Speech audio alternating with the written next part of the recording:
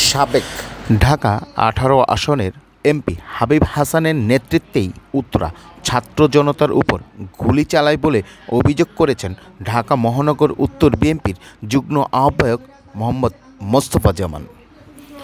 শনিবার সন্ধ্যায় তুরাগ থানা বিএনপির আয়োজিত ছাত্র হত্যা, সন্ত্রাস, চাঁদাবাজ, ভোগ দখল ও নৈরাজ্যের বিরুদ্ধে প্রতিবাদ সভায় প্রধান অতিথির বক্তব্যে তিনি এ অভিযোগ করেন।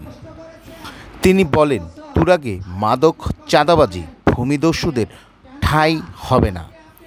আওয়ামী লীগ সরকার দীর্ঘ ১৭ বছর যে নৈরাজ্য সৃষ্টি করেছে তা এখন থেকে করতে দেয়া যাবে না।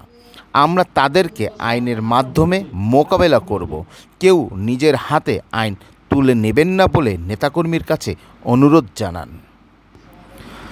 হারুনুর রশিদ খোকার সভাপতিত্ব অনুষ্ঠানে আরও উপস্থিত ছিলেন তুরাগ থানা বিএনপির যুগ্ম আহ্বায়ক হাজী জহিরুল ইসলাম সহ থানা ও ওয়ার্ড বিএনপির নেতাকর্মীরা।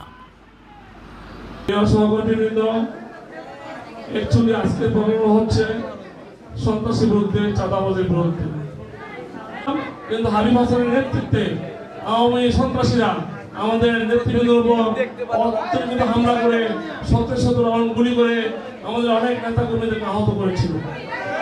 আমরা তার পুনরাবৃত্তি করতে চাই না, আমরা প্রতিশোধ নিতে চাই না। আমরা চাই আইনের মাধ্যমে বিচার করতে।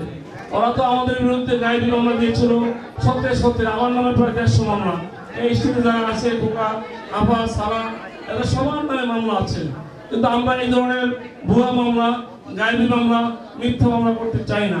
আমরা সঠিক মামলা, যারা তারা হত্যা করেছে, আমাদের নেতা কর্মীদের উপর হামলা করেছে, গুলি করেছে, চাঁদাবাজি করেছে, জুলুম করেছে, অন্যায় করেছে, আমাদের অধিকার ছিন্ন করেছে, তাদেরকে সুনির্দিষ্ট তাদের নাম ঠিকানা আমাদের কাছে আছে। তাদের নামে মামলা করে, মামলার মাধ্যমে, আইনের মাধ্যমে আমরা তাদের বিচারে সমর্থ করে তাদের শাস্তি আমরা নিশ্চিত করবো ইনশাআল্লাহ।